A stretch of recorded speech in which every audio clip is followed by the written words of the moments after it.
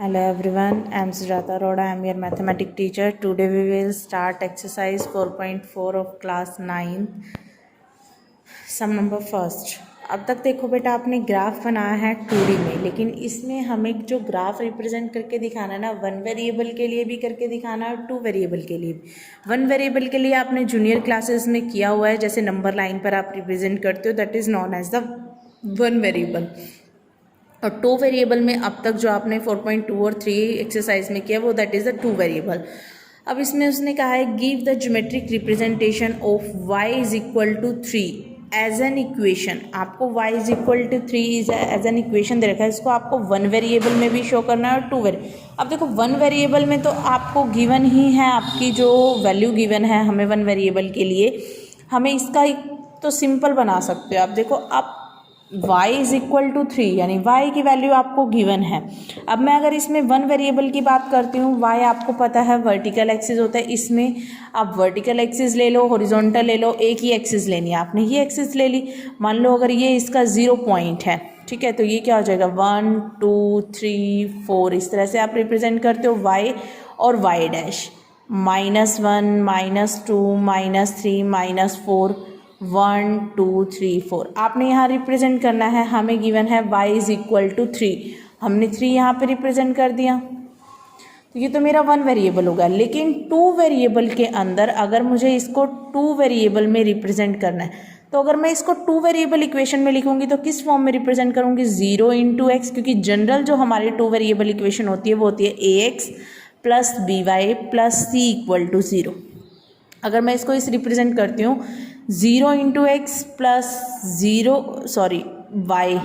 Y तो given है, -3 equal to 0, ये इक्वेशन बनेगी मेरी, ठीक है। और उसके लिए फिर आप ये ग्राफ ड्रॉ करोगे, एक्स एक्सिस एक्स डैश, क्योंकि 2 वेरिएबल में आपको पता है दोनों होंगे वाई एंड वाई डैश, ठीक है। अब इसके लिए अगर आप टेबल लेते हो, देखो टेबल ड्रॉ करो।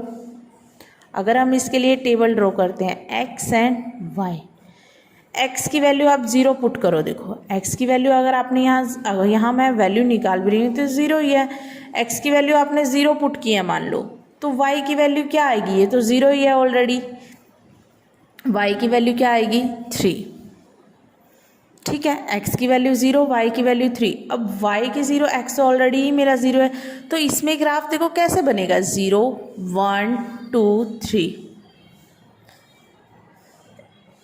-1 -2 -3 1 2 1 2 3 4 -1 -2 -3।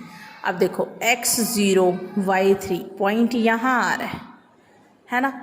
अब x की वैल्यू तो हर बार क्या होगी, 0 ही होगी, क्योंकि x तो वेरिएबल है ही नहीं ना हमारा, तो हमारी सिर्फ y की वैल्यू कंसिडर होनी चाहिए हर बार 3, चेंज नहीं होनी चाहिए, तो y कांस्टेंट। तो इसका ग्राफ किस फॉर्म में बनेगा, इस फॉर्म में। तो ये किसका ग्राफ हो गया, y इज इक्वल टू 3, जो आपको इक्वेशन गिवन है, राइट। अब इस क्वेश्चन में जैसे आपको यहाँ दे रखा है ना 1 वेरिएबल और 2 वेरिएबल, कई बार ये क्वेश्चन किस फॉर्म में आ जाता है, इस फॉर्म में भी, number line and Cartesian plane. अगर वो नंबर लाइन है, अंडरस्टूड होना चाहिए कि वो 1 वेरिएबल की बात कर रहा है, और अगर वो कार्टेशियन प्लेन की बात कर रहा है दैट मीन्स इन 2 वेरिएबल की बात कर रहा है, तो उसमें कंफ्यूज मत होना। अब देखो जब आपको y की वैल्यू दे रखी थी तो आपका ग्राफ इसमें किसके पैरेलल आया है, x एक्सिस के।